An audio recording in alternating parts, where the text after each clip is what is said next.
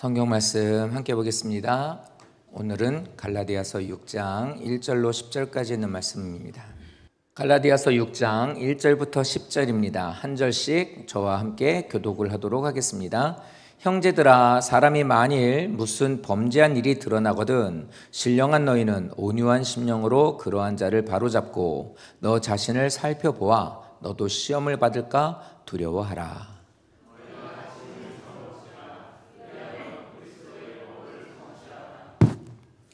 만일 누가 아무것도 되지 못하고 된 줄로 생각하면 스스로 속임이라.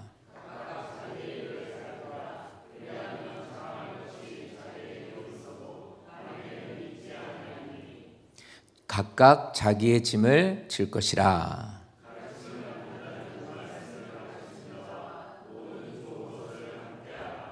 스스로 속이지 말라. 하나님은 업신여김을 받지 아니하시나니 사람이 무엇으로 심든지 그대로 거두리라.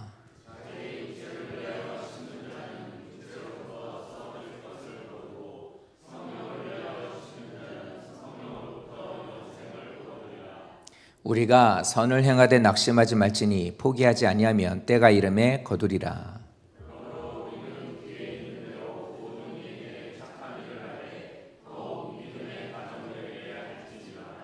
아멘. 오늘은 갈라디아서 6장입니다. 5장까지 잘 오셨습니다. 그래도 생각보다 설교를 할 때마다 좀 걱정이 되는 것 중에 하나는 잘못해서 졸면 어떡하지? 성도님 졸면 어떡하지? 막 이러면서 조마조마한데 그래도 대체적으로는 잘 들으시고 계셔서 감사하고, 학생들에게 늘 하는 얘기처럼 설교를 소리로만 들으시면 안 되고 내용으로 들으셔야 합니다. 그래서 그거를 기억하고 간직할 수 있는 사람이 되셔야 됩니다.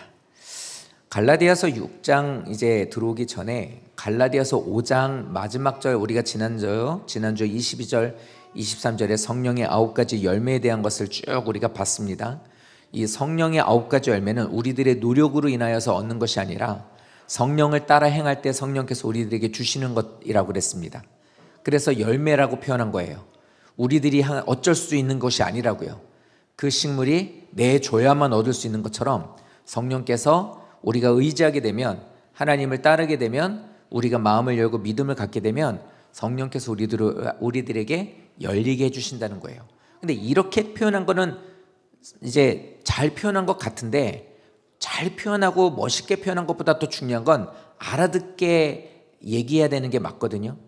그러니까 이 말씀이 아무리 이렇게 설명을 하고 성경을 말을 하여도 만약에 이게 무슨 말인지 모른다면 아무 의미가 없겠죠. 그래서 성령을 받은 사람은 어떻게 사느냐를 알려주는 게 갈라디아서 6장이에요. 그래서 성령을 알았죠? 받았어. 맞아. 그래, 성령, 우리가 하나님을 다 알고 있는 얘기예요. 성령을 인도하심을 받고 살아야 돼. 하나님을 사랑하고 믿어야 돼. 그럼 우리에게 좋은 거 주신대. 그러면서 쭉 9가지를 얘기했고, 그 9가지는 열매가 맺혀지게 되면 일제히 다 똑같은 규격으로 똑같은 모습으로 열매들이 맺히지 않죠. 어떤 건 좀 커지고, 어떤 건 좀 덜하고, 어떤 거는 아주 그냥 잘했고, 어떤 건 이제 막 여물기 시작하는 것처럼. 근데 이렇게 성령의 9가지 열매는 우리들에게 하나님께서 이렇게 주시게 되는데, 이 주시는 것을 통하여서 우리는 그냥 똑같은, 그냥 이렇게 만들어 놓은 것처럼 똑같이 9개가 이렇게 열리는 게 아니라 이것들이 내 속으로 들어와서 내 생활 속에서의 삶으로서 이게 바꾸어지게 되는, 그걸로 보여지게 되는 거래요. 그래서 오늘 갈라디아서 6장에서는 이제 이걸 얘기해 주는 거예요. 성령을 따라 사는 자들이 어떻게 함께 살아가는지 우리들의 모습을 통해서 성도님들은 아실 수 있어요.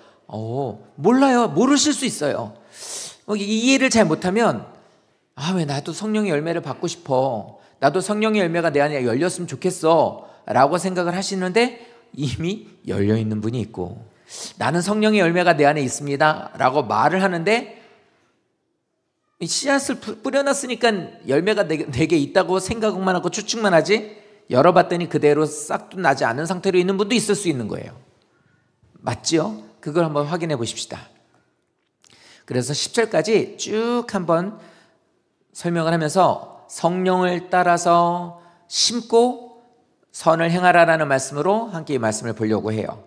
1절과 2절, 그러니까 이게 묶어요. 1절, 2절, 3절, 4절 이게 아니라 구조상으로 묶어졌어요. 단락이 내용이 하나로 이어져 있는 것들을 이렇게 묶었습니다.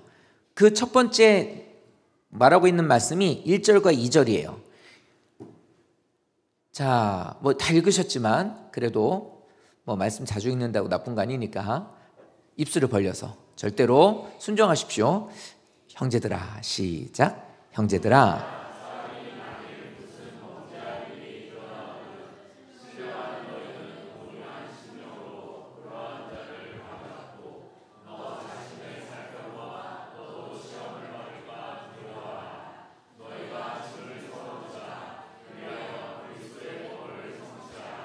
아멘. 이 말씀은 우리들 가운데 죄 지은 형제가 있다예요.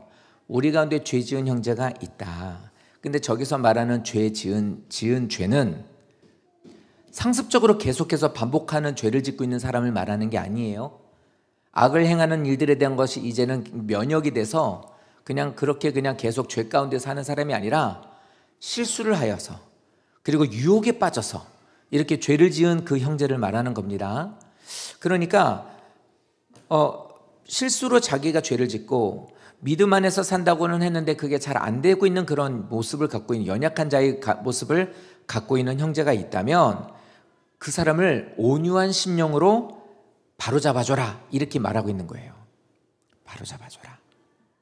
근데 바로잡아주라는 이 말이 이것에 대한 것을 그 사람은 범죄한 자를 정죄하지 않도록 우리 스스로가 그 사람의 여기서 말하는 실수했다라는 것은 실수로 컵을 깨뜨렸거나 아니면 실수로 내가 이렇게 입에서 조금 나쁜 말이 나갔거나 뭐 이런 것도 물론 맞겠지만 더 나아가서는 살다가 나도 모르게 죄송합니다.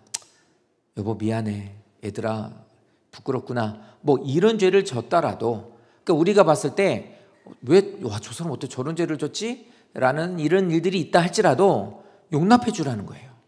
그러니까 여기는 이 말씀은 의도치 않게 저 사람들이 죄를 짓거나 실수를 하여서 죄를 지은 일들이 있다면 그 일들에 대한 것을 가지고 정죄하거나 이거를 내치는 것이 아니라 이 모습에 대한 것을 신령한 자가 믿음 안에 있고 하나님의 성령이 있는 그 성도들이라면 온유하게 그것을 회복시켜 줘야 된다라는 거예요.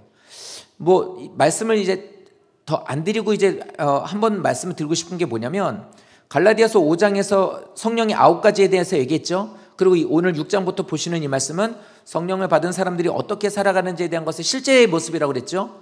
이제 이렇게 얘기를 하지만 이제 들으시면서 쭉 보시면서 그리고 또 그냥 이제 거기까지 생각 못 하시고 그냥 이게 제가 말하는 것만 들으시면서 이해하시겠지만 뭐가 있냐면 쭉 6장 1절부터 들어가는 것 중에는 저 절수마다 성령의 9가지 열매들이 다 그 요소들이 들어가 있더라고요. 지금도 설명하는 게 그거예요. 온유함으로써 그 사람을 용납해 주라는 거. 이제 그게 들어가 있는 거예요.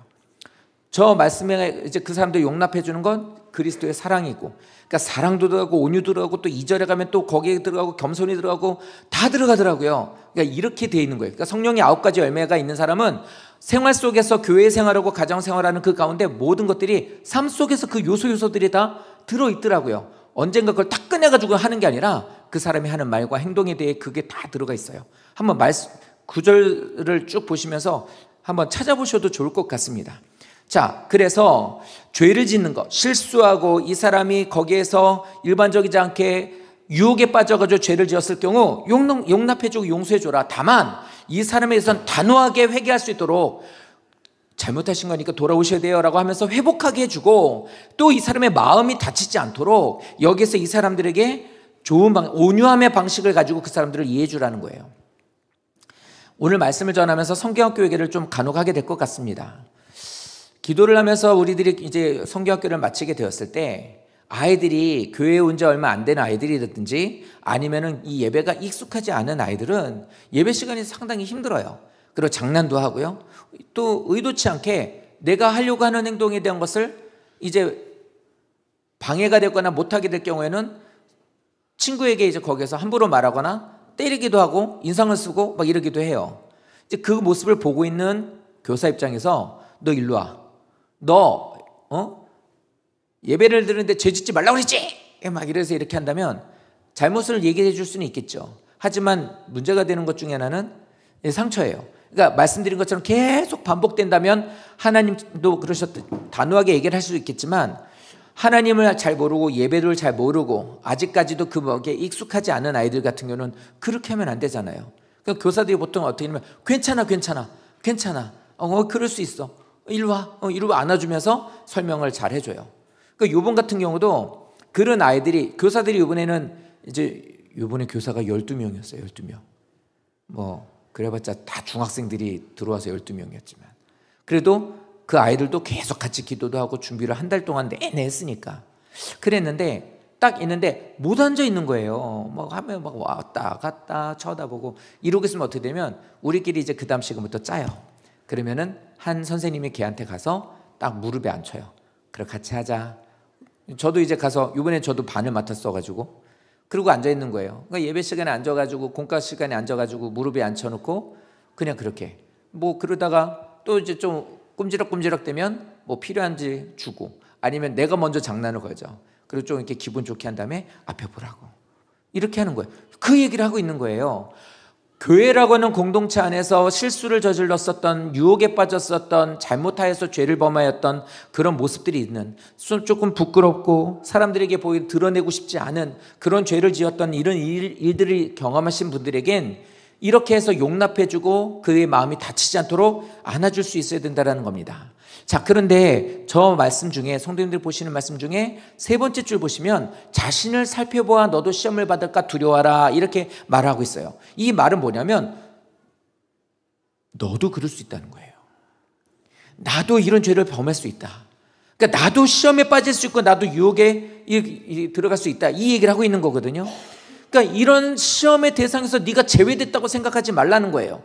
우리가 누군가를 얘기할 때 그래요. 어떻게 저 사람 그럴 수 있어? 라고 얘기할 때 보면 나는 그러지 않을 거라고 생각해요. 나는 저 사람하고 다르다고. 아니라는 거예요. 누구든지 다 그런 죄를 지을 수 있고 그런 연약함을 갖고 있는 우리들이므로 그런 너도 그 사람에게 정죄하지 말고 너는 저 사람하고는 전혀 상관이 없는 그런 높은 곳에 있다는 생각도 하지 말고 저 사람에게 조심 있게 저 사람에게 안심할 수 있게 다가가 주어라 라고 말하고 있는 거예요. 그러니까 저기 있는 두려워할까라는 말은 뭐냐면 조심하라요. 너도 그럴 수 있으니 조심하라. 그러니까 다른 말로 하면 그래 아유 나도 마찬가지지 나도 실수 안 하나 이렇게 생각하면서 이해해 줘야 된다는 거예요. 이게요 생각보다 쉽지 않아요. 그래서 성령의 열매라는 것이 사람의 힘으로 안 되는 것 같아요. 제가 소년원 사역을 오래 한 5년을 했습니다. 교도소죠. 아이들 미성년자들을 감금해 놓는 교도소죠. 5년을 거기에서 사역을 하면서 미성년자는 범법 행위를 해가지고 재판을 받게 되었을 때 최고형으로 받는 게 1년 6개월이에요. 1년 6개월 이상을 받지 않아요. 심지어는 살인을 했었어도 1년 6개월이에요. 그런데 이렇게 들어오죠. 그러니까 이게 중학교 1학년부터 고등학교 3학년까지 있었던 애들이에요. 그러니까 거기에 들어와서 1년 반을 있어요. 너 뭐 때문에 여기 들어왔니? 그럼 이제 얘기를 해주죠. 그럼 이제 거기서 이제 우리들은 그 얘기예요. 그랬구나. 이제 너하고는 상관없는 일이 되도록 하자. 뭐 이런 식으로 하면서 이제 말씀도 가르치고 그들하고 이렇게 좋은 관계를 갖죠. 그 1년 6개월이 되면 이제 나가요. 나가면서 이제 저 나가요. 이제 이렇게 얘기하면 고생했다 어쩌고저쩌고 이렇게 얘기를 하죠. 너무나 안타까운 건 중학교 2학년 3학년 때 이렇게 돼서 들어왔던 애가 1년 반 돼서 고등학교 1학년 2학년 나가잖아요. 또 들어와요. 90% 이상이 들어와요. 그러니까 중학교 1학년 때 봤던 애도 고등학교 졸업할 때까지 반복적으로 계속 들어오는 거예요. 이유가 뭐냐면 마음을 다시 고쳐먹고 새로운 삶을 살겠다고 시작하고 전도사들이 와가지고 계속 그렇게 해주니까 이 아이들은 신앙으로서 이제 기도하면서 그 상황을 이겨내고 전도사라는 또 믿음의 사람들이 좀 따뜻하게 보이니까 새로운 삶을 시작하는 데 있어서 교회라는 곳을 찾게 돼요.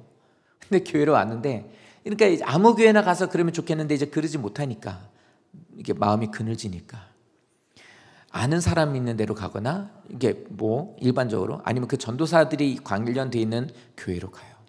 근데 이러고 우리 성도님들도 이렇게 식사하시러 가면 여기 가방 두고 잘 다니시잖아요. 근데 누가 봤는데 가방에 지갑이 없어져. 가방에 왜 지갑이 없지? 그러면 모두 다 걔를 보는 거예요. 얘는 아닌데. 그러니까 거기서 상처를 받고 다시 뛰쳐나가요. 그럼 밖에서 걔를 향해서 이렇게 오라고 손짓하는 손길들이 있어요. 이전에 같이 어울리던 그 무리들. 그러니까 다시 그리 가는 거예요. 그러니까 재범, 산범이 되는 거예요. 이 말씀 같은 경우도 마찬가지로 그래요. 왜 우리가 그래서 그렇게 소년원에 들어오는 애들은 우리들은 다 알아요. 그런 곳에 들어오는 애들은 누구냐면 돈 없는 애, 백 없는 애, 그리고 또 이제 홀부모님, 한부모 가정 아니면은 조부모들이 키우는 가정 이런 애들이 많이 들어와요. 돈 없고 백 없는 그러니까 뭐냐면 죄를 저지르고 돈 있고 백 있는 애들은요 다 뒷구멍으로 나가고 그런 거 할 수 없는 애들만 남아요. 그러니까 그러고 걸려서 그 자리에서 들어가 이렇게 돼버리는 거예요. 그게 얼마나 불쌍하냐고요. 그러니까 정말 그렇게 해서 걔네하고 얘기를 하다 보면 면회로 오시는 분들 보면 다 그래요. 다.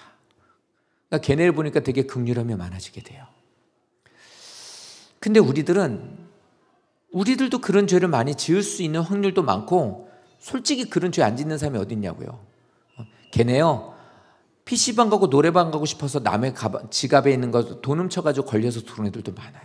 그래서 6개월 살고 3개월 살고 6개월 살고 1년 살고 이런 애들 많다고요.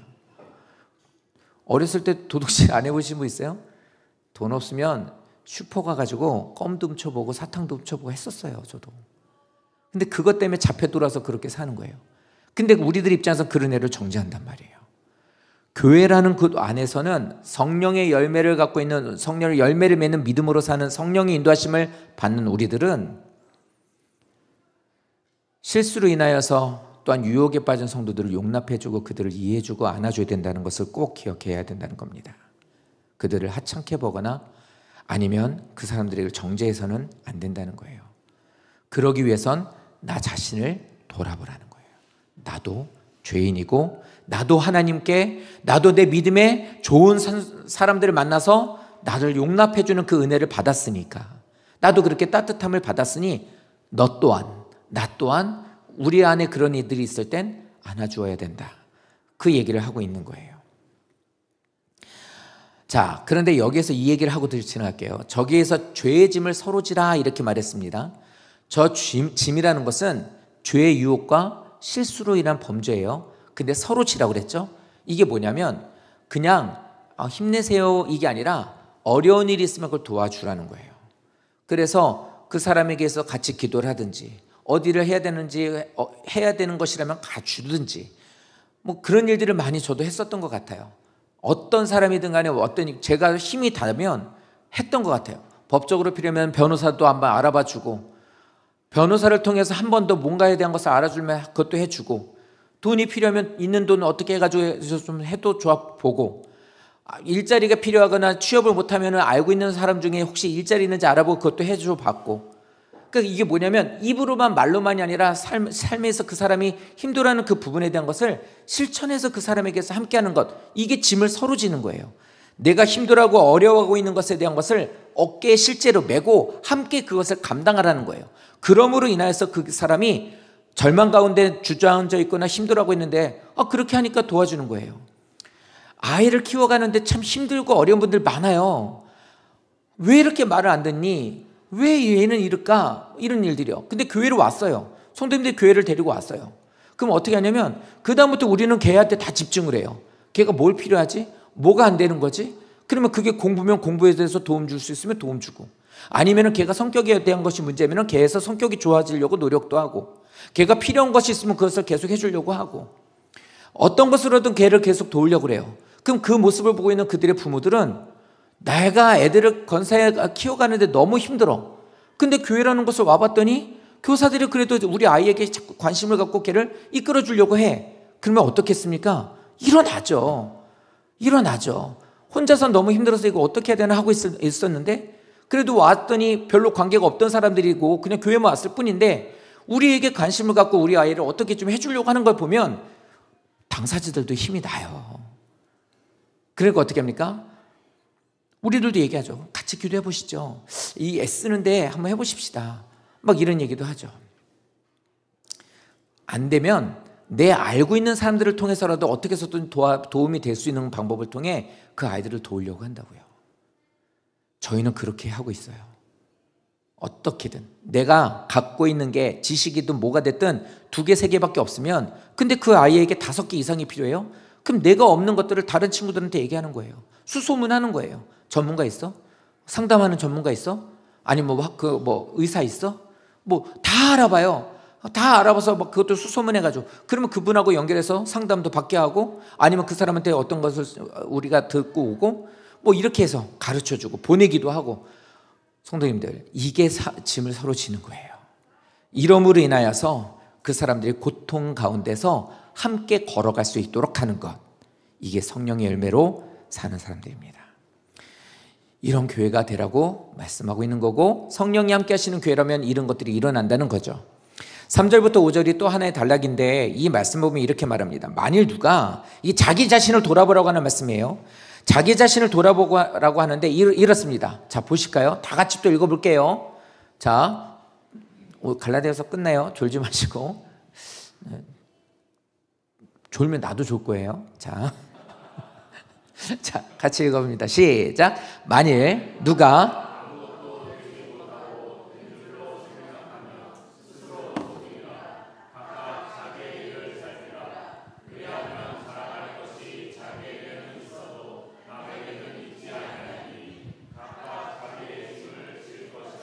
아멘. 자 여기에서 이 말씀은 그겁니다.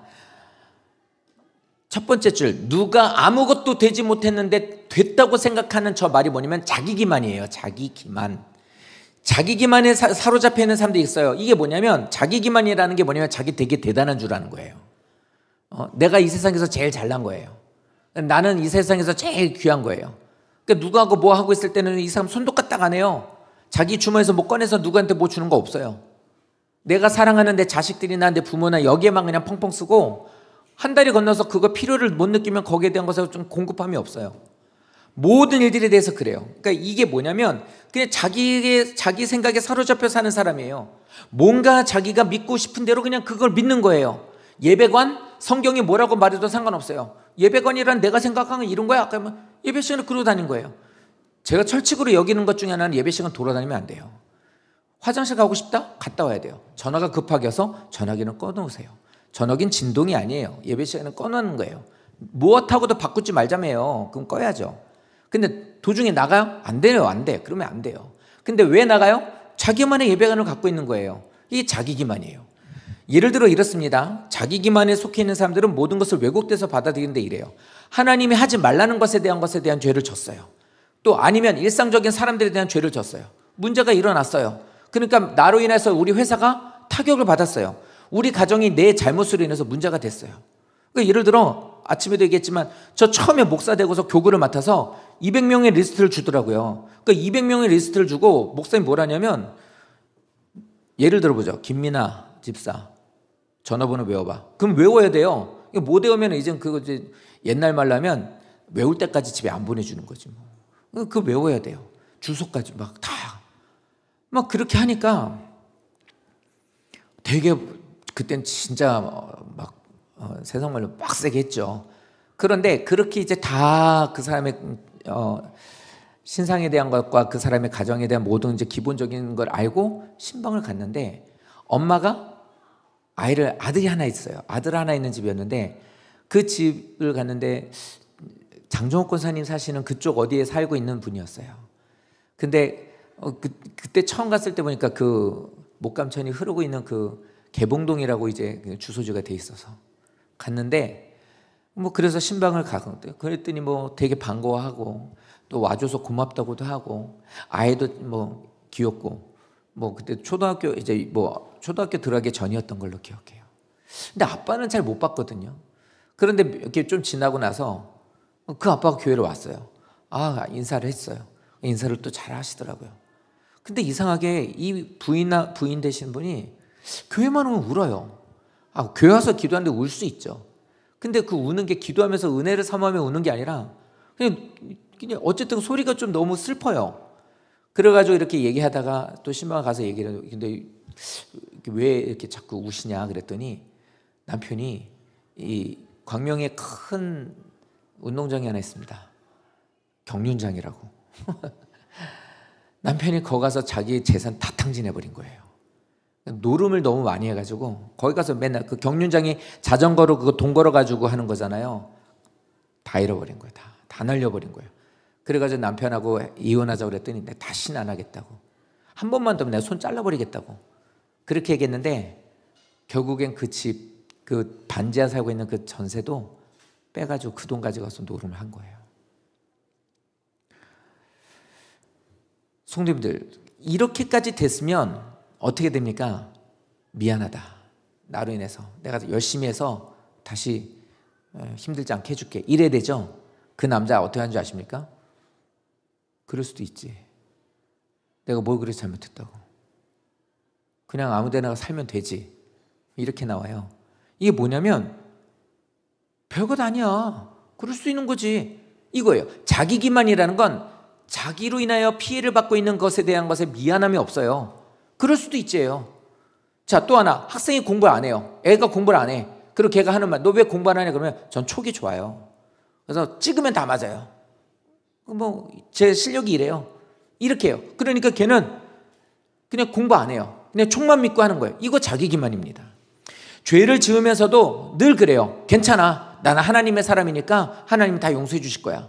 이게 자기 기만이에요. 그러니까 여기서 말하는 게 뭡니까? 스스로 속이는 거예요. 스스로 속이는 거.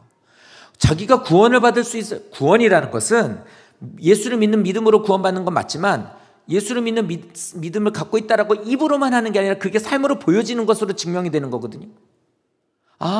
내가 예수를 믿는 그 믿음이 이걸 통해서 내가 그러니까 이거는 열매가 내 행동으로 인해서 그것이 구원이 증거되는 것이 아니라 예수를 믿는 그것에 대한 것에 반드시 열매로 나타나는 거예요. 말씀을 따라가는 삶으로요. 근데 그게 없어요. 그리고 입으로는 맨날 예수를 믿고 난 구원받았다고 그래요. 자칫하면 저게 자기 자신을 속이는 게 되는 거거든요. 말씀을 듣고도 그 말씀의 실천이 없이 하는 것이 자기 기만에 빠지는 거예요. 그래서 이렇게 사는 것을 뭐하라? 경계하라는 겁니다. 그래서 자기 자신을 돌아보라는 거예요. 진짜 믿음의 사람은 정말로 하나님의 사람이라면 이 사람은 어떻게 하면 삶을 늘 점검해 가요. 내가 뭐가 부족하지 않나? 믿음의 삶을 사는데 내가 나로 인해서 뭐 문제가 되지 않나? 혹시라도 예배를 드리는 데 있어서 누가 나로 인해서 실족되지 않나? 있어요. 교회를 다니는데 와가지고 안 나와요. 그래서 왜 안 나오십니까? 했더니 얘기를 하는 거예요. 죄송한데 솔직히 어차피 안 나갈 거니까 얘기할게요. 저 예배 드리는데 앉아있는 그 누구누구 때문에 어떤 분 때문에 저 너무 마음 상해서 예배 못 드리겠습니다. 이러고 교회 안 나오는 거예요. 성도님들, 누구라고 말할 수 있는 것은 안 되지만, 말할 수는 없지만 내가 예배를 드리는 데 있어서 내 모습이 혹시라도 그렇다면 이게 뭐 어때서? 그 사람이 문제지. 이건 자기 기만이에요. 그러니까 우리는 뭐냐면 혹시 나로 인해서 누가 상처받지 않을까? 내가 예배 시간에 이렇게 함으로 인해서 누가 예배를 못 드리지 않을까? 고린도전서에 있는 말씀에도 마찬가지로 그러잖아요. 내가 예수 믿는 사람으로서 돼지고기를 먹는 게 뭐가 잘못됐어요? 근데 유대인들은 돼지고기 안 먹어요. 그러니까 돼지고기를 먹는 그 바울을 보고 어떻게 저래요? 저 부정하네. 이 얘기를 해요. 이 사람은 음식에 대해 자유하거든요. 상관이 없다고 생각했는데 믿음 안에 있는 믿음이 연약한 자가 그거 보고 실족하네? 그럼 어떻게 하면 안 먹는 거예요. 나 안 먹을래. 돼지고기 저 사람들 보는데 안 먹을래. 이 이유가 뭡니까? 이 사람들에서 믿음이 나 때문에 저 사람들이 괜히 믿음이 흔들릴까 봐. 내가 그런 역할을 하고 싶지 않대. 자기 점검이에요. 자기 점검. 그렇기 때문에 믿음 안에 있는 사람들은 반드시 자기 점검이 필요하다고 말하고 있는 거예요. 근데 자기 기만은 뭐냐면 늘 자기 자신이 저 사람보다 낫다예요. 그 자기 자신이 높다, 낫다, 내가 저 사람보다 낫다라고 말하는 게 뭐냐면 넌 나보다 못해요. 이게 율법주의란 말이에요. 갈라디아서에서 계속 얘기했던 게 뭐냐면 율법주의, 기준을 자기로 잡아놓는 거예요. 그러고 나니까 문제가 되니까 그거 버리고 너 자신을 계속 한번 돌아봐. 네 말하는 것들이 공동체에서 어떤지, 너의 예배드리는 모습이 너의 교회에서 어떤지, 너의 어떤 그 설교가 성도들에게 어떤 영향을 미치는지 점검을 해봐야 돼. 우리에게 이렇게 얘기를 하시는 거예요. 자, 그런데 저기 끝에 보시면 그렇게 신앙생활하면서 살아라. 그런데 각각 자기의 짐을 질 것이다. 이렇게 얘기해요. 여기 앞에 있었던 2절에서는 우리들의 짐, 내가 짓고 있는 짐을 집사님 괜찮아요. 힘내세요. 제가 도와드릴게요. 제가 알아봐 드릴게요. 제가 이렇게 나눌게요. 이렇게 해서 이제 나갔던 것이 그 짐이에요. 그러니까 죄의 짐을 서로 나누지라는 거예요. 그러니까 그러면은 일어날 수 있으니까. 근데 뒤에 있는 5절에 나오는 저기에 있는 자기의 짐은 그 짐이 아니에요. 저기에 나오는 짐은 하나님이 내게 맡기신 목, 하나님이 내게 맡기신 사명, 그 짐을 말하는 거예요. 그러니까 이 말은 무슨 말이냐면 주님이 너로 인하여서 이렇게 믿음 안에서 그들을 세우고 공동체를 이루어가는데 너에게도 몫이 있는데 맡기신 사명이 있는데 그거 도망가지 말라는 거예요. 버리고 그 일을 잘 감당하라는 거예요. 그러니까 교회 생활하면서 아유 나 이거 힘들어 죽겠네. 내가 이거 괜히 한다고 그래가지고 아우 모르겠다. 안 할란다. 나 다음엔 안 할 거예요.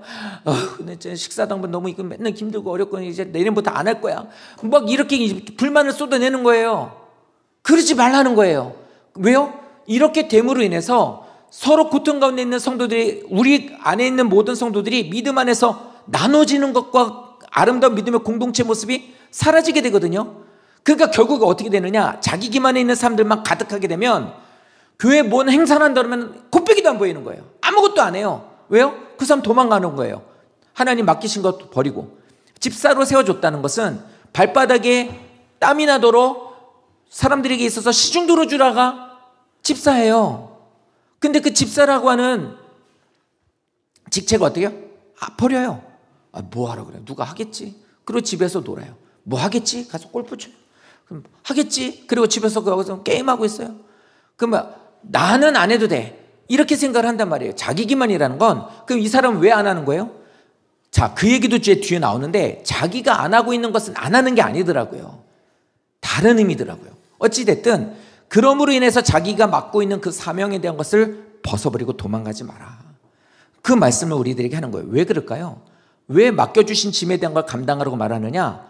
왜 앞에 있는 것에 대한 저 성도들이 힘들고 죄짓고 무거운 짐 안에 저러고 있을 때는 같이 져주고, 여기 있는 이 말씀으로 인해서 그렇게 하는 그 몫을 가서 보듬어주는 일을 해라. 왜 이렇게 하냐는 거예요.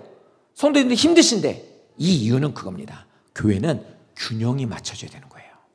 어려운 사람들을 일으켜줄 수 있는 사람도 있고요, 일으켜줘가지고 땀을 흘리면서 일하는 그 사람들은 하나님을 바라보고서 그 일들을 감당할 수 있는 사람이 또 있어야 되는 거예요. 이게 균형이에요. 자, 그러면 여기에서 다음은 7절이에요. 세 절이 하나로 묶여져 있는데 이 이론 때문에, 이 말씀 때문에 이 모든 일들이 이루어지게 돼요. 보시면 또 얘기해요. 스스로 속이지 말라. 자기 기만에 빠지지 말라는 거예요. 하나님은 그런 거 보고 속으시는 분이 아니다. 이 얘기를 합니다. 자, 그러고 나서 우리에게 알려주시는 게 뭐냐면, 인간의 삶 속에서 우리들에게 영적 원리를 줘요. 이 영적 원리는 절대로 변함이 없는 거예요. 그 영적 원리가 뭐냐? 심는 대로 거둔다예요. 행동이에요. 행동이 심음이고 반드시 거둔다, 결과가 있다라는 것을 우리에게 알려주고 있습니다. 반드시. 근데 그 앞에 이 얘기를 해요. 행동으로 인하여서 우리들의 행동에 대한 것을 반드시 결과가 따른다라는 것을 우리에게 말씀하고 있는 거거든요. 근데 6절 말씀에 보면 이제 이 말씀이 나와요. 6절에 보면 가르침을 받는 자는 반드시 가르치는 자와 모든 것을, 좋은 것을 나누라, 함께하라, 이렇게 말해요. 이 이유가 뭐냐면 노란색으로 쓰여져 있는 그 밑에 줄이에요. 어떻게 무엇을 심느냐가 그 사람에게 있어서 진정한 열매를 거둘 수 있는지에 대한 것을 결정해 주기 때문이에요. 이게 왜 중요하냐면, 이 구조가 어떤 것이냐면 이겁니다. 8절까지 나와 있는 이 말씀을 보면 1절부터 5절까지는 형제의 죄를 담당하고 서로 나누어지고 그 사람들을 잘 살펴주어라. 이것이 너의 몫이고 너에게 주신 사명이니 그거 버리고 도망가지 말고 잘 이렇게 하여서 그들을 일으켜 주라는 거예요. 근데 일으킴을 받는 사람 입장에서 고맙습니다. 우리 애들 이렇게 좀 잘 이끌어 주셔서 고맙습니다. 애써 주셔서 감사합니다. 어저께 이제 허락은 안 받았지만 좀 살짝 얘기할게요. 어떤 교사가 하나 있는데 이 교사가 가족 모임이 있대요. 휴가철이잖아요 지금. 그렇다고 모든 가족이 가니까 너도 와야 돼 라고 했는데 여름 성경학교예요. 그러니까 뭐냐면 제가 끝나고 가겠습니다. 그래서 여름 성경학교 끝나고 갔어요. 끝나고 가는데 그러니까 이 친구는 이 선생님은 이제 끝내고 이제 거기를 합류하게 된 거예요. 그러니까 이제 우리는 끝나고서 어저께 이제 교사들 이제 피드백 마지막으로 이렇게 어땠는지 다 총괄로 이렇게 결산 내고 서로 이제 어땠는지 이제 나누고 이렇게 하고 가는데 이번에 중등부 교사가 5명, 6명이 이제 교사를 했어요. 율동 뭐 이런 거 다 하고 그랬는데 이 교사가 지금 학교 다니고 알바를 하고 있거든요. 이 청년 교사가. 그리고 어떻게 하냐면 5만 원을 주고 간 거예요. 그 학생부 교사들 음료수 사주라고. 우리끼리 그 얘기를 하면서 이게 되게 이쁘더라고요. 참 이제 이런 모습도 있구나. 야, 참. 그러니까 이 친구가 왜 그랬느냐? 이 친구도 늘 공급받았거든요. 이 친구도 학생회를 지내면서 교사들을 통해서 기쁜 마음으로 교사들이 그 아이에게 대접하고 도와주고 늘 뭐 있으면 신경 써주고 오늘 아까 있는 1절부터 5절 말씀처럼 짐을 나누어지는 것에 대한 것을 이 사람은 공급을 받고 나니까 이 사람도 자기가 봤을 때 그런 자기의 모습이었던 그 보조교사들 보면서 자기도 자기 손을 내밀게 되는 거고 손을 내밀게 되는 거예요. 저 말은 그거예요. 앞에 있는 말씀이 죄를 담당하고 그렇게 해주는 것을 했었다면 갈라디아서 5장 22절 23절에 성령의 열매를 맺고 공동체를 이루는 삶을 살고 있는 우리들은 반드시 그게 분리될 수 없다는 거예요. 성령의 열매와 이런 아름다운 공동체 모습이 절대로 분리가 될 수 없다는 거예요. 성령을 받은 사람들은 반드시 이런 아름다운 공동체 모습이 이루어지게 되는 거고 공동체 아름다운 모습을 갖고 있는 사람들을 들여다보면 그 사람들에게는 성령의 열매가 있더라는 거예요. 그러니까 성경학교 이렇게 하고 나면 우리 성도님들 와가지고 막 누구는 막 뭐 샌드위치 사다 주고 누구는 뭐 하면은 막 뭐가 와요? 누구세요? 뭐예요? 그러면 뭐 배달 왔다 그러면 뭐 커피 잔뜩 오고 뭐 누구는 오면서 막 샌드위치 사오고 또 어때 보니까 냉장고 그냥 생각 없이 열어봤더니 거기에 막 아이스크림이 가득하고 막 성도님들이 이모저모로 막 섬겨주시는 그런 모습들을 통해서 알 수 있는 게 뭐냐면 성령의 열매인 거예요.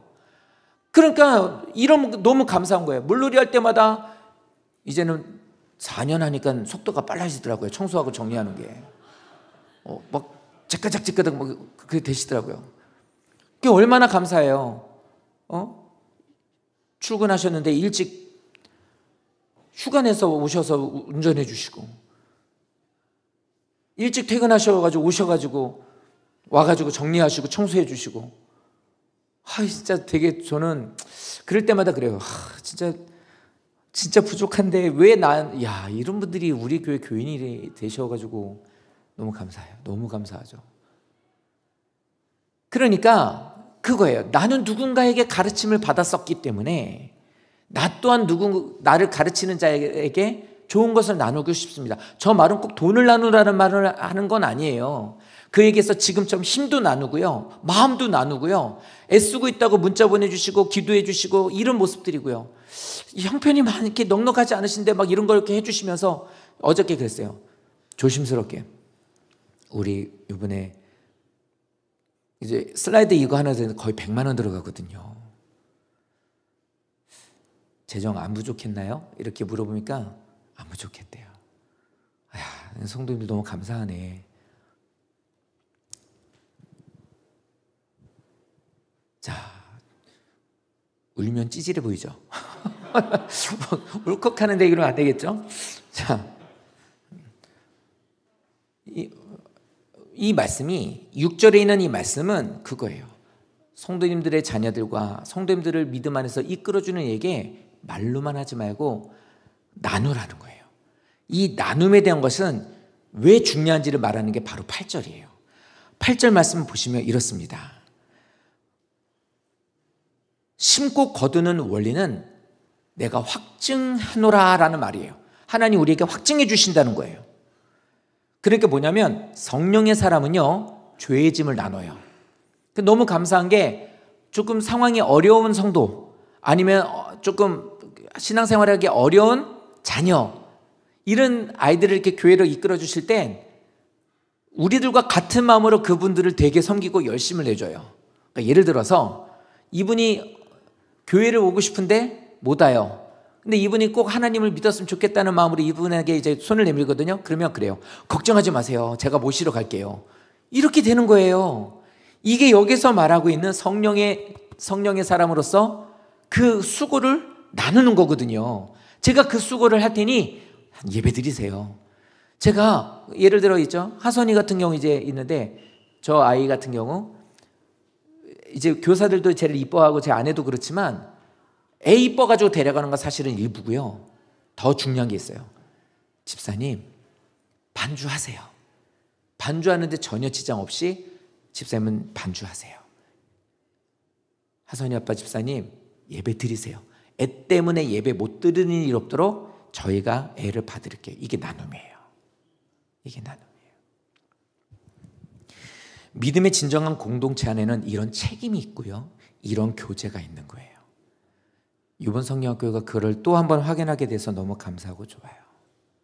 그래서 우리는 적어도 갈라디아 교회보다는 좀 나은 것 같아요. 좀 나은 것 같아요. 근데 계속 그랬잖아요. 율법주의로 기준을 빠져놓고 그러면 안 된다. 노력해야 된다. 그런 엉뚱한 얘기를 계속해서 문제가 됐기 때문에 자꾸 얘기하는 거예요. 속이지 말라. 속지 말라.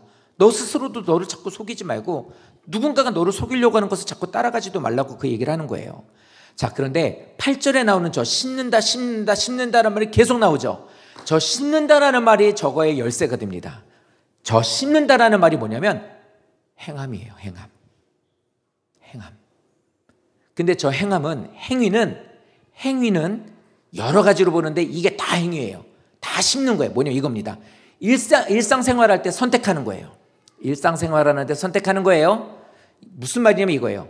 오늘 교회를 갈까? 아니면 휴가니까 일 있다 그러고 오늘 하루를 빼먹고 그냥 놀러 갈까? 어떻게 할까? 애 성경학교를 보낼까? 그냥 내가 데리고 놀까? 일상의 선택이거든요. 이걸 뭐라고 표현한 줄 아십니까? 이게 심는다예요. 어떤 것을 결정하든 그건 심는 거예요. 또 하나 투자하는 게 심는 거예요. 돈을 투자하는 것도 물론 맞지만 이거 시간, 내 힘, 능력 여러 가지. 그래서 나의 건강한 힘 있는 것을 밖에 나가서도 운동을 하는 것으로 내 기분 전환 아니면 내 체력 건강관리를 위하여 투자할까? 이걸 갖고 내게 이런 재능이 있으니 주의를 할까? 예배 시간에 나도 예배자가 될까? 인도자가 될까? 뭐 한다고 하니까 가서 힘 좀 써볼까? 교회에 많은 사람들 와서 하지만 그래도 내가 힘 있으니 좀 도와줄까? 이것도 투자인 거예요. 그러니까 내가 힘, 재물 아니면 재능 뭐가 됐든 이것으로 내가 뭔가를 하려고 하는 그 투자하는 것도 심는다예요. 이해가 가요? 무슨 말인지? 이 말이 이해가 가셔야 돼요. 왜냐하면 저는 설교하기 전에 쭉 읽어보고 내가 이해가 가면 설교하거든요. 이제 이해가 안 가면 내가 이해 안 가면 성도들도 이해 안 가니까 이걸 될 수 있는 대로 쉬운 말로 바꾸려고 노력하는데 이해 못 하시고 속상하게 되는 거예요. 이거 안 되는데 이러면 뭐 한 거야? 이렇게 되는 거거든요. 하나 더 뭐냐면 삶의 방향이에요. 삶의 방향도 심는 거예요. 뭐냐면 어떤 것을 위하여 나가느냐. 야 공부해. 무슨 수련회야. 공부해. 이건 삶의 방향이 목적이 대학으로 가는 거죠. 그것도 심는 거예요. 야 대학도 중요하지만 이럴 때일수록 하나님 섬기는 게 더 중요한 거야. 가. 이것도 심는 거예요. 결국엔 세 가지예요. 일상적으로 선택하는 것도 어떤 것을 결정하든지 심는 거고 어떤 것에 내가 갖고 있는 나의 것에 대한 것으로 투자하고 섬기는 거 이런 거 투자하는 거 이것도 심는 거고 멀리 보는 방향도 심는 거예요. 자 그렇다면 이제 말을 바꿔볼게요. 이제 이해를 하셨으면 이렇게 되는 겁니다. 이 말은 곧 이렇게 되는 거예요. 육체를 위해서 심는다라는 말이 여기 나오죠. 그러니까 육체를 위한 삶은 이거예요. 내 중심으로 정욕적으로 이기적으로 나의 쾌락을 위해서 나는 그것을 선택을 했어요. 그럼 그게 육체로 심는 거예요. 육체를 위해서 심는 거. 그러니까 이 사람은 어떤 것에 대한 선택을 하든 그걸 선택해요. 돈을 많이 들여서 나는 이거 꼭 갖고 싶어 라는 것에 대한 것으로 투자를 하는 것은 이 사람은 육체를 위해서 왜요? 나를 위한 거니까 심는 거예요. 근데 이 사람은 얘기하잖아요. 수입도 얼마 많지 않으셔서 막 이렇게 하시지 않고 늘 어렵다 그래서 그냥 막 굶는 건 아니지만 그래도 이렇게 막 여유롭게 사시는 분 아니어도 뭐만 있으면 자꾸 이렇게 섬겨주시는 분들이 있어요. 저희 아이들에게도 이렇게 자꾸 섬겨주시는 분이 있거든요. 너무 고마워요. 그거 뭐예요? 나는 좋아서 이쁘니까 그 아이들에게 뭔가를 하는 거지만 결국 그것은 하나님 보시기엔 심는 거예요. 반대로 성령을 위한 삶은 뭐냐? 하나님의 뜻을 따른 선택이에요. 나 요번에 놀러 가고 싶지만 나는 성경학교 갈래. 성경학교 갈래가 아니라 하나님 보시기에는 걔는 심은 거예요. 나의 영혼을 위해서 심은 거예요. 그리고 사랑을 실천하고 믿음 안에서 순종하면서 하나님이 하라고 하신 명령에 목사가 말한 거지만 하나님 말씀으로 받고 믿음 안에서 기도합니다. 저는 그래서 섬깁니다. 그렇게 사랑하겠습니다. 이것도 심는 거예요. 그리고 방향도 마찬가지. 주를 위하여, 내 영혼을 위하여, 하나님께 영광 돌리기 위하여 저 이 일을 합니다. 방향이죠. 그것도 심는 거예요. 자, 그렇다면 이 심음은 반드시 뭘로 이어져요? 거둬들이는 걸로 이제는 이어지게 되는 거예요. 그래서 자기중심적인 삶을 살고 그것을 향해서 나가는 사람은 말씀에 뭘로 거둬들이면 썩어질 것으로 거둬들이게 된다고 합니다. 썩어질 것이라는 말이 뭐냐면 부패되다, 멸망하다, 심판받다 이렇게 말하고 있어요. 그러니까 뭐예요? 아무것도 아닌 것으로. 그러나 성령의 인도하심으로 순종하고 이 사람은 성령을 위하여서 심은 사람은 어떻게 된다고 말하면 맨 끝에 보시면 영생을 거둔다고 그랬죠. 영생을 거둔다는 건 뭐 천국 간다는 말이죠. 저거와 함께 더 중요한 또 하나의 의미가 있는데 하나님과 올바른 관계를 이루는 거예요. 그게 성령을 위하여 심는 자가 거두는 것들이 되는 거예요. 성도님들, 신앙생활하는 우리들은 이 모습을 꼭 기억하셔야 돼요.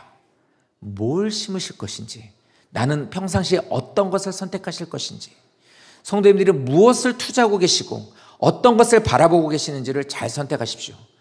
지금 이것은 성도님들이 그냥 한순간을 흘려버리는 것이 아니라 심고 있는 거예요.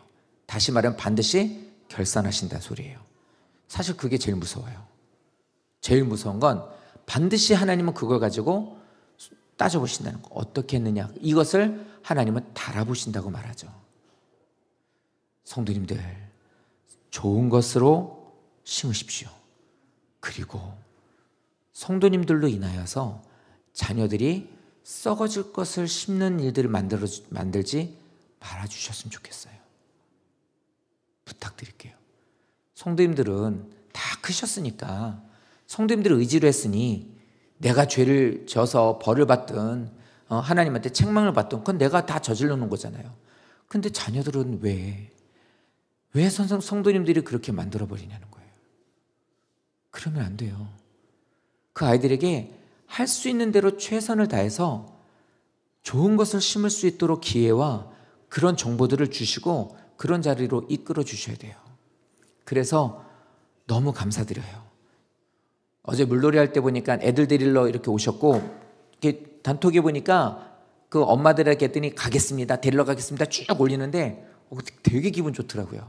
왜요? 반응해 주신 거잖아요. 반응해 주신 거잖아요. 해주셨으니 제가 데리러 가겠습니다. 만약에 못 데리러 오신 분이라면 못 데리러 가니 어떻게 해주십시오. 그것도 반응이니까요. 너무 감사하더라고요. 엄마들이 이름이 쭉쭉쭉쭉 나와서 그렇게 해서 어떻게 하겠다고 이렇게 쭉 하는데 그것도 너무 좋더라고요. 반응을 보이신다는 거, 꼭 관심 있다는 거니까. 마지막으로 요 얘기만 하고 마칠게요. 이렇게 살아가는 우리가 되어야 되는데요, 낙심하지 마십시오. 선을 행하되 낙심하지 말라는 것은요, 계속 하셔야 돼요. 계속. 그래서 계속해서 일을 하시고 선을 베풀고 하나님이 원하시는 것으로 심으시라는 거예요. 그런데 즉각적으로 내 눈에 보여지는 열매가 없을 수 있어요. 그러니까 걱정이 돼요. 초등학교 때 이렇게 막 걱정하지 마십시오. 잘 클 겁니다. 잘 크도록 기도 많이 하겠습니다. 제가 잘 도와드리겠습니다. 이랬는데 중학교 갔는데 얘들이 말을 안 들어요. 그럼 어떻게 돼요? 초조하죠. 성도님들이 믿음 안에서 막 어려워요. 근데 제가 그래요. 집사님 힘내요. 괜찮아요. 하나님 도우실 거예요. 막 이렇게 하면서 저도 기도를 해요. 근데 좋아질 기미가 안 보여요. 그럼 얼마나 이게 하루를 시작하는데 그 기도를 하고 나면 너무 마음이 무거워요. 그럼 어쩔 때 그래요. 나 왜 이렇게 뭐가 있나? 왜 이렇게 마음이 안 좋지? 가만히 따져보면 새벽에 가가지고 기도했었던 그 무거운 내용의 기도, 하나님 도와주세요, 이 기도가 저를 누르고 있는 거예요. 그러면 어떻게 해요? 아, 그것 때문이구나. 그리고 또 기도를 하는 거예요. 근데 이렇게 기도하면 나가는데, 이렇게 하면 기도를 나가는데 우리에게 좋은 게 보이지 않아요. 내가 원하는 요쯤이면 그래도 뭔가 좀 달라질 텐데 라는 그것에 대한 게 없어요. 그럴지라도 낙심하지 말라는 거예요. 애 안 좋아집니까? 애가 이렇게 하는데 좀 안 달라졌나요? 낙심하지 말고 계속 해보자고요. 이게 몰라요. 어느 순간에 이게 팍 되더라고요. 그래서 이 말씀을 하는 거예요. 즉각적인 열매가 없다 할지라도 지치지 말고, 무기력해질 수 있는 그런 때가 있겠지만 선한 삶을 살고 성령을 따라가는 것에 대해서 포기하지 마십시오. 인내하시면서 계속해서 나아가시게 되면 저게 나오죠. 두 번째, 때가 이르면이 뭐냐면 하나님의 때가 있다는 거예요. 하나님 반드시 때가 있다는 거예요. 다만 내가 생각하는, 추측하는 때와 하나님이 이르시는 때가 달라요. 하지만 저 때가 되면 하나님이 요 정도 내가 원하는 요 때까지 딱 올라오면, 내가 원하는 것에 대한 것을 이루면 네가 그것을 받을 만한 자격이 되면, 왜 그러냐면 받을 만한 자격이 안 되면은 막 엉망진창 되거든요. 애들한테 그런 일이 있었어요. 제가 그 야구 선수 중에 추신수라고 하는 선수가 있는데, 그 추신수가 직접 사인한 유니폼을 받았어요. 그 사람에게 직접이 아니라 제 친구가 이제 관계자여서 받았어요. 그거 되게 비싸대요. 근데 제가 우리 교회한테 줬어요. 어디 갔는지 모른대요. 그거 어떻게 해요? 뭐 사인볼 같은 거 줬어요. 여기 막 굴러다녀요. 그러니까 내가 그랬어요. 제가 영진이한테, 영진아, 내가 뭐 주면 걔 주지 마. 아직 안 돼. 귀한 걸 알 때, 와, 고맙다고 하고 딱 집에 갖다 놓거나 애지중지할 때, 그때쯤 됐을 때 줘야 돼. 그래서 그때 저 때가 바로 그걸 말하는 거예요.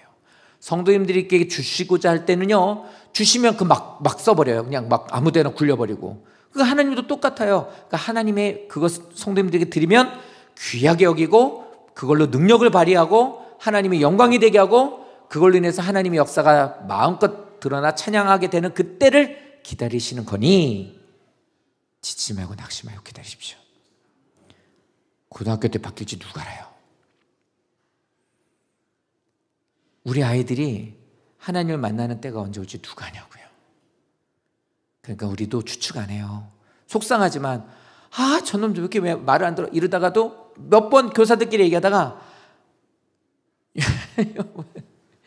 요번에 윤호가 요번에 성경학교 이제 부모님과 어디 갔다가 성경학교 마지막 날에 왔어요. 마지막 날에 왔는데 사실 제가 요번에 반을 맡았어요. 근데 공과를 하기로 했는데 이제 갑자기 초등부 애들이 확 줄어버리는 바람에 제 반이 없어졌어요. 그러니까 저는 아무것도 안 한 거예요. 공과는. 그러니까 애들만 봐줬어요. 윤호가 왔네. 그러니까 저보고 공과를 하라는 거예요. 이틀을 빠지고 마지막 날에 오네하고 공과를 하는 거예요. 펴. 13페이지 펴. 이렇게 할 것 같았어요. 그러니까 할까 말까 고민이 많이 된 거예요. 앉았어요. 하다 보니까 구슬리고 있더라고요. 그지? 그러니까 너도 하나님 얼마나 사랑하는지 알겠지?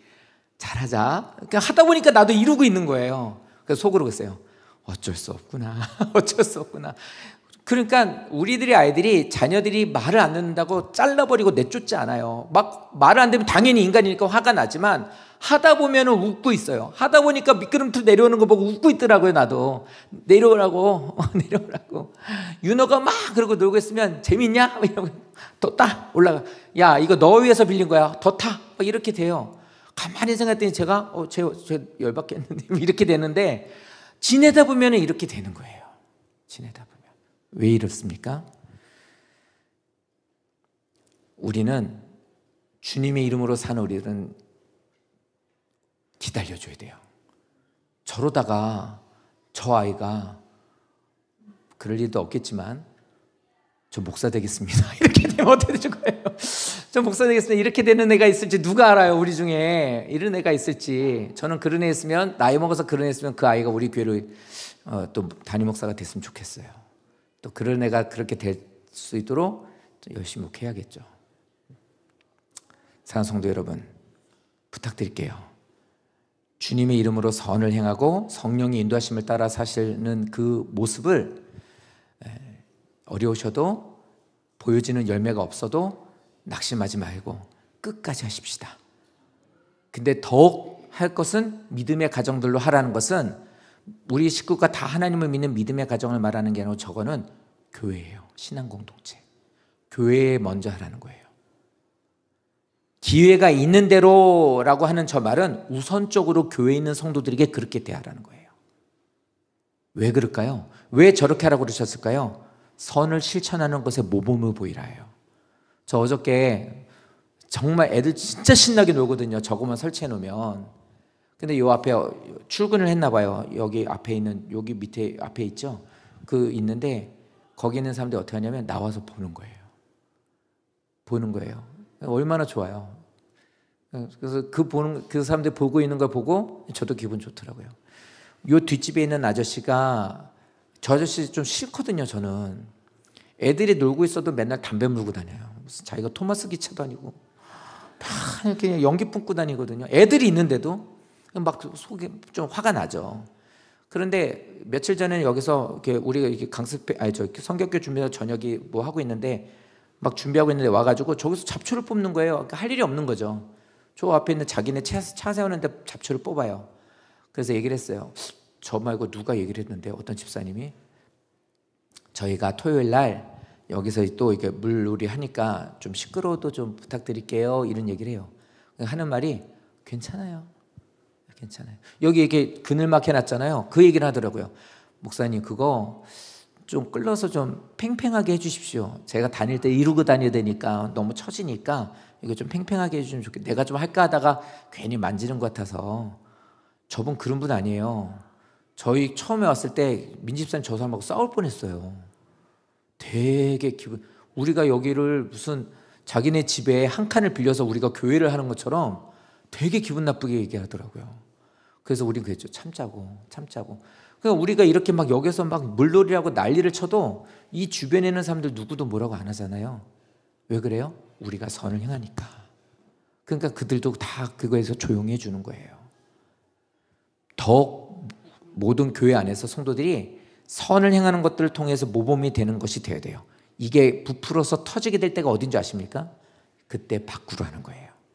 그때 선교도 하고 더 많은 사람들을 섬기고 지역도 섬기고 되는 거예요. 우리 교회가 갈라디아서를 마치면서 이 말씀을 꼭 드리는 겁니다.